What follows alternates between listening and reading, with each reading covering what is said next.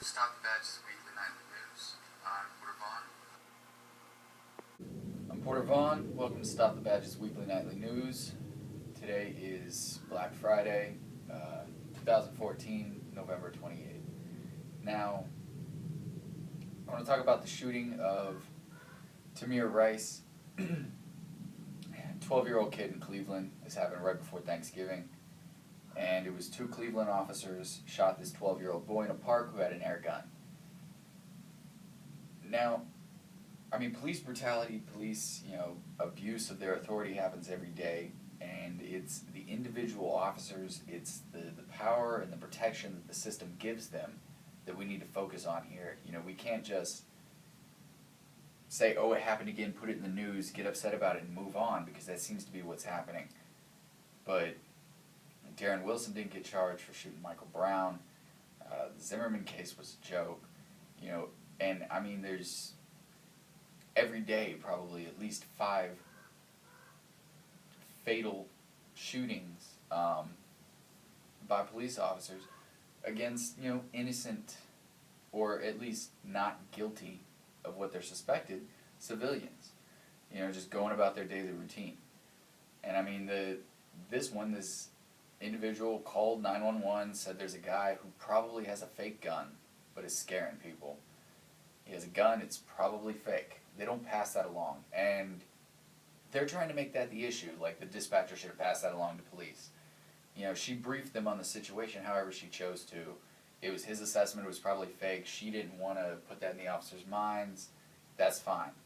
The main thing is that when the officer gets to the scene, it's his job to determine, and I'll show the video clip here because there's either two things that happen. It's a really grainy, poor resolution footage of the video. The cop car kind of blocks the angle from Tamir Rice, and the way that the cops even reported it in is kind of like they're trying to cover something up, like they know they did something wrong. But they pull up, and instantaneously Tamir falls to the ground right as the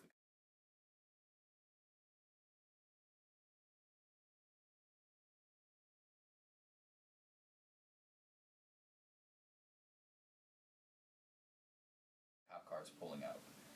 So either they got the window down and they're yelling, put your hands up, and put down the gun. And then they shoot him, which is what they said they're yelling, but we have no audio, so we don't know this. But they said they yelled 3 times for him to put the gun on the ground, drop the gun, and then they shot him. But he falls as soon as the cop car comes to a stop. So either they're pulling up, the window's down, and one of the cops, the passenger, probably is shooting out the window, because Tamir's on the passenger side of the vehicle, which is just completely irrational. You should stop further away. You should make sure there's time to assess the situation. You don't see a gun out and about, so why would you just assume because this individual fits the profile, the description you were giving, because he has the same sweater and sleeves on and hood, that you're going to gun him down? And 2, if you're telling him to drop the gun and your complaint is that he pulls out the gun, you told him to drop the gun. If the gun is not out, but he pulls out the gun when you tell him to drop the gun, that's kind of what you wanted him to do. So you either shot him when you pulled up, or, and here's the other thing, as soon as the vehicle pulls up, like I said, he falls to the ground. But we don't know that's supposedly when he's shot, right when the cop pulls up and is still in the car, because he falls, and then the cop gets out of the passenger seat, and then of course, they gotta park and the driver is able to get out. But then they get out, and this kid's on the ground. So the only second possible scenario is that because it's Cleveland and he's a young black kid with an airsoft gun, the cops roll up onto the lawn of the park, sirens blaring, he instinctively drops onto the ground, which would mean that they got out of the car, told him to get the gun out, and drop the gun. He went to get it out while he was on the ground, and they shot him while he was on the ground. So I guess we'll have to wait for an autopsy report to see exactly how this went down and what else we get from details. But right now it's just that the family wants us to see the footage, and they're trying to blame it on the dispatcher for not saying that the gun was probably fake as reported by the person who called it in. but it's not the dispatcher's fault. It's the abuse of the authority of the officers that were on scene that made the call to execute a 12-year-old boy. And then when they call it in, they call it in as a 20-something-year-old male down with either a revolver or a handgun. I mean, once he's down and you get there, you can clearly see that this boy is not 20-something years old. He's not a 20-year-old. He's a preteen. He's a kid. And two, that's not a handgun or a revolver. I would hope that you wouldn't think that as a police officer. That's an airsoft pistol. It's a kid's toy.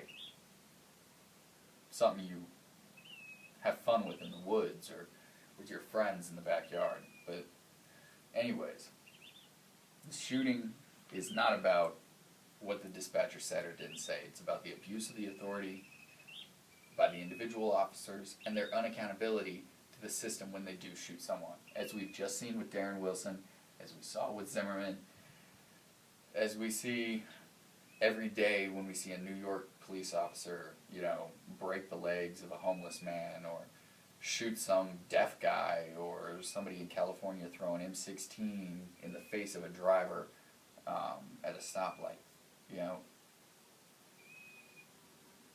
We see it every day. But it's time we stop it. It's time we refuse the system in this sense. I was out shopping last night. I went and bought one thing, computer for a friend, because it was like $300 off. And most Black Friday deals are a jip. But I went for this one thing. And Walmart, and because I'm poor, so I do need to save, the fake money that's been inflated. Anyways, I'm at Walmart and I'm trying to leave the store, and they want to check my receipt against what's in my bag, which is completely ridiculous. And I thought everybody would have thought this a few years ago. But people are actually, there's two lines. There's a huge line to check out. Which actually wasn't that bad when I was getting there, but when I was leaving, like after I made it through, I was walking up the front, coming out of the restroom, and it was just getting worse and worse and worse. And then there's another line that was also getting worse and worse and worse to get out of the store, because they only had 2 people at each exit checking people's bags. So I went to circumvent the line because I had no reason to be detained. I guess these people felt they did, and questioned the system. The guy tried to stop me. He was like, "I need to see your receipt." And I was like, "Why?" He's like, "Well, to make sure you got everything on your receipt." And I'm like, "I don't subject myself to unnecessary searches." Because that's what that is. He wants to verify you're not a shoplifter, which is basically accusing you of being a shoplifter without any evidence, any reasoning, or any, grounds or justification to search you in the first place. But now you got to prove you're not a shoplifter. You're a shoplifter until proven innocent in this view. And when I told him that I wouldn't do the search, he said, "Well, should I call the police over here?" And I asked him, "Why would you call the police over here for this?"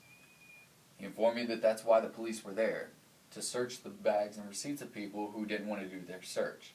I didn't end up having to do either search, but I asked him to verify if the police were here on duty in uniform to check receipts, at which point he didn't want to engage me anymore, because I think he realized what he said did actually sound like a tyrannical police state in act. Just the fact that the police were there, and their job at the front was to make sure that people weren't stealing stuff. They completely eliminated the need for a security team or loss prevention to watch the cameras, because they just check everyone who's leaving. If you have something, we'll check your receipt for you. Fight back against the system. When you see the merging lane on the freeway, it actually congests traffic. Merge yourself. Govern yourself a little bit. When you see somebody who wants to check your receipt, tell them, "No, thank you. It's my property. I've already paid for it. I'm confident that it's fine." And go on about your day. If you have no reason to be detained, if you don't feel like being detained, don't be detained by these people. They have no right. They have no cause. They have no just to stop you.